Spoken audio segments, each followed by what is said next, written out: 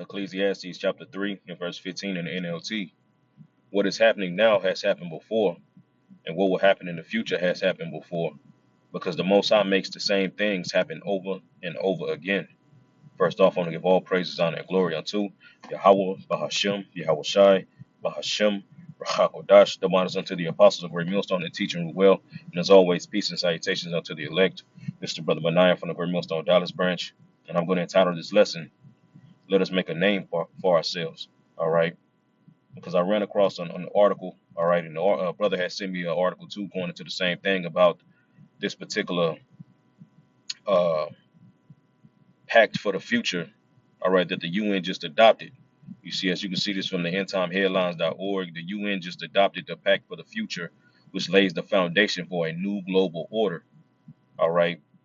And that's why I started out with this scripture, you know what I'm saying, how the thing that we see happening now has happened before, and how the Most High makes the same thing happen over and over again. And when you look throughout the scriptures, this is not the first time to where you've seen the heathen, all right, trying to come together and form, all right, a one world government, man. You see, it happened during the time of the Greeks, all right, when Antiochus he put that decree out that all people should leave their laws, all right, and become one, all right, and even going further back to the original one, all right, the original, all right, attempt at the new world order was through who? Nimrod, you see, and this is nothing far fetched that we're bringing to pass, and Esau is openly, all right, desiring, you know what I'm saying? He's openly desiring, all right, the same, all right, agenda that Nimrod was trying to bring to pass, all right. And even when you look, all right, at this, at the EU Parliament building, all right, real quick, this is from MatthewBell.org. It says, why is the Strasbourg Parliament based on the Tower of Babel? All right, and as you can see, these two pictures right here, they're clearly, all right, doing this purposely, man. You see, and as you can see from this thing, it says the biblical model. It says the founders of the European Union used this picture of the Tower of Babel by the Renaissance painter Peter Beringel. I think I'm saying it right. Anyway, it says on some of its posters over the years with the phrase in French, many tongues, one voice. David Hathaway was told by a journalist that members of the European Parliament knew what the Tower of Babel was and what it meant. You see, showing you that this was purposely designed, all right, and showing you that he knew they're basically saying, man, they know exactly what the Tower of Babel was and what it meant. All right, open defiance against the authority of the Most High, man. You see, and just like Nimrod's government in ancient Babylon, all right, they're trying to attempt to do what Nimrod and those under his empire failed to do, all right, the first time thousands of years ago, all right, which was to overthrow the authority of Yahweh Shem Shai and to create a global government, man. You see, and it shows you, man. All right, so now if this building is based off the Tower of Babel, this shit, what can we learn from it, man? You see, when you go into Genesis, real quick, when you go into Genesis chapter 11, verse 4, it says, and they said, go, let us build a city in a tower whose top may reach unto heaven, and let us make a name, lest we be scattered abroad upon the face of the whole earth. You see? So they said, let us make a name. And when you go into this word name, it has a couple of definitions. All right. So like let us, my bad. All right, it's from the Hebrew word Strong's H8034, Shem. All right. And it says a name, a reputation, a fame. All right, but when you go into the Strong's definition, all right, what does it say? You go down here, it says to honor, as you can see right here, it says to honor or authority, you see. So they said, let us make an authority, all right. and they wanted that authority, all right. They wanted the authority to make their own decisions rather than obey Yahweh Shem Yahweh Shah, all right. And you also notice in that verse that it said that they didn't want that authority to be scattered upon the earth, but rather they wanted it to be a singular government, man. And this is exactly what we see Esau and the nations under him are wanting to do. All right. And like I said, they're openly desiring the same thing as ancient Babylon did, man. You see? That's why when you read in Psalms chapter 2, real quick, and I'm going to read it in the NLT, it says, Psalms chapter 2 and verse 1 in the NLT, why are the nations so angry? Why do they waste their time with futile plans? Yeah, that's a futile plan, man. You see, that was a futile plan that Nimrod was trying to bring to pass. All right, just like Esau, this new Nimrod, all right, which is Esau Edom, all right, these plans that he's doing, all right, what we just read concerning, all right, this pact for the future, all right, is the same thing that Nimrod, all right, and those under him was doing during the time and when you read in Genesis chapter 11, man, you see. But going back, it says the kings of the earth prepare for battle. The rulers plot together against the Lord and against his anointed one, saying, "Let us break their chains." They cry and free ourselves from slavery to God. But the one who rules in heaven laughs. The Lord scoffs at them. It says, then in anger he rebukes them, terrifying them with his fear, with his fierce fury, man. And that's right. Because what did the Lord do during the time of Nimrod? Well, he broke that shit up, man.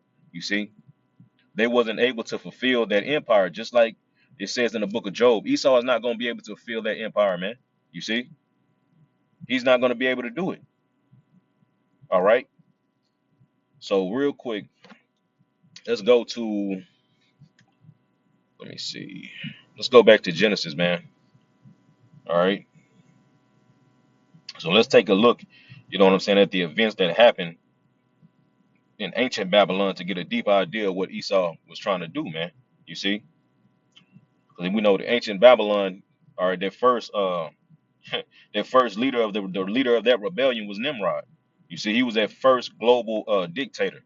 All right, so we're gonna start out, Salakia. We're gonna start out right here in Genesis chapter 10. Okay, and I'm gonna start at verse 8.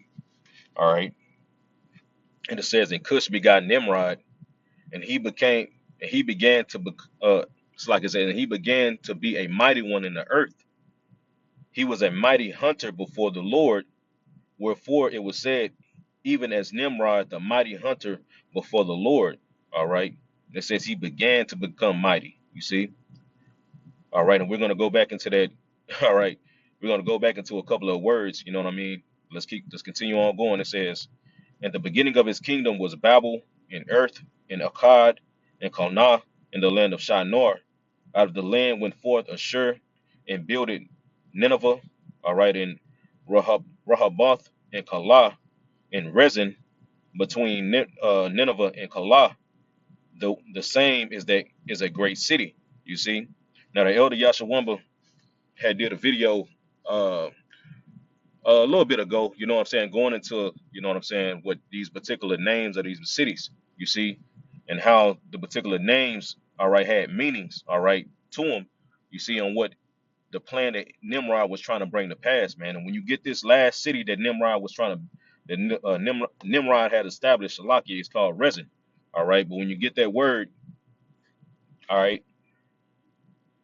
Rashan, I think I'm saying that right, it says a bridle, you see, when you go deeper into the root. All right, it says Rashan, it says something to restrain, a halter, a jaw holster to restrain. You see, and that's exactly all right what Nimrod was doing in ancient Babylon, man. He had brought forth a way to restrain. You see, because even when you go, like I said, we're gonna look up a couple of words. All right, it said twice that Nimrod was a mighty one. You see, it said he began to be a mighty one on the earth in verse 9. I mean, in verse 8, in verse 9, it said he was a mighty hunter before the Lord. Wherefore it was said, even Nimrod, the mighty hunter before the Lord. All right. Now we know when you go into Nimrod's name, it means what? All right. It means to rebel. You see, it means to rebel. Let me see. Nimrod. All right. I think I'm saying that right. All right. It's the Hebrew word. But like I said, it means to rebel. All right. So if his name means to rebel, it also said that he was a mighty one, you see. And what does that word mighty mean when you go into it? Okay. It's a lot if it's, you know what I'm saying, I'm going fast with it. You know, I don't got a lot of time. I'm at work right now. So I'm trying to make it, you know, quick as possible, as edifying as possible as well. All right. It goes to the word gabar. Gabar, uh, gabar, uh Gaba Gaba War. I think I'm saying it right. All right, but as you see, it says what, a mighty one, a strong. It says strong, strong, brave man, mighty. But when you go down to the Strongs, it says powerful. It says a warrior. All right, a tyrant. You see, and that's exactly what Nimrod became. All right, he became a tyrant. You see, it says, and before the Lord, he said he was a mighty one. He was a mighty hunter before the Lord. Now, if he was a rebel, now if he was rebellious, you know what I'm saying? How, what does that mean when it says before the Lord? Well, when you get it, when you get that word before, all right, panayim, I think I'm saying that right, but it says face, all right. So he was before the Lord's face, all right. It says, I'm gonna jump down, all right. It says before, behind, towards, in front of, forward, formerly. It says in front of, before, to the front of, in the presence of, in the face of. You see, and when you go down to the Strongs, what does it say?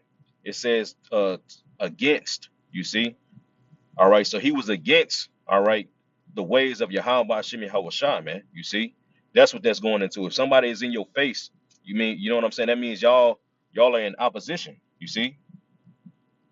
So he was a tyrant, all right, and he was and he was against the ways of Yahweh Shemi Hawashah, man. You see, and even when you look up that word hunter, not only was he a hunter of animals, you see, but he was a hunter of men. You see, because this way that Nimrod was trying to establish, you best believe, all right, just like we seen in these time and what Esau is trying to erect, this new Nimrod is trying to bring to pass. All right, when you read in Revelations 13, what does it say? That if you don't want to worship me, all right, then you're going to be put to death. So we can look back and imagine that ancient Nimrod was doing the same thing. You see, and even when you go into the let's get to Josephus, man. Let's go into the Josephus real quick because it further expounds, all right, on what Nimrod was doing, all right, in those times. You see, so this is from the Josephus. This is book 1, all right, in chapter 4, all right, and I'm gonna go straight to it to number 2.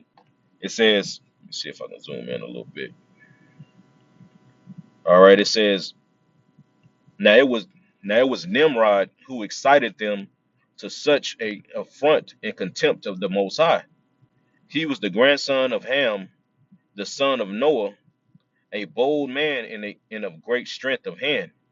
He persuaded them not to ascribe it to the Most High, as if it was through his, it's like it says, as if it was through his means that they were happy, but to believe that it was their own courage that procured their happiness.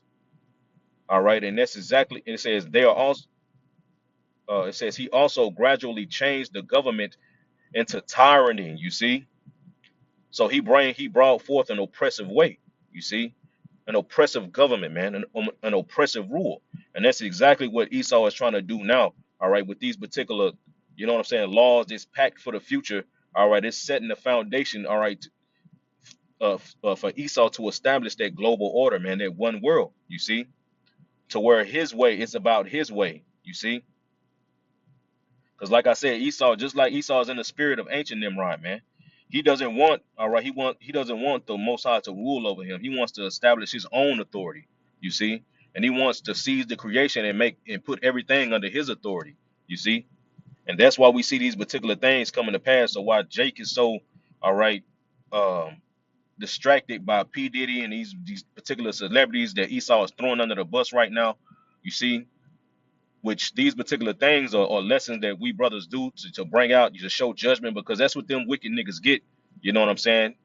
For laying in bed with the devil. You see, the scriptures say never trust thine enemy, but it seems as every time Esau is trying to slide something or bring something to pass, he always throw a Jake under the bus to distract the masses. You see, and we know over here in America that a lot of, I mean, that's all that Jake is worried about. The news is what's taking place with these particular celebrities and entertainers that they look up to. You see, and that Esau knows that's how he can get them.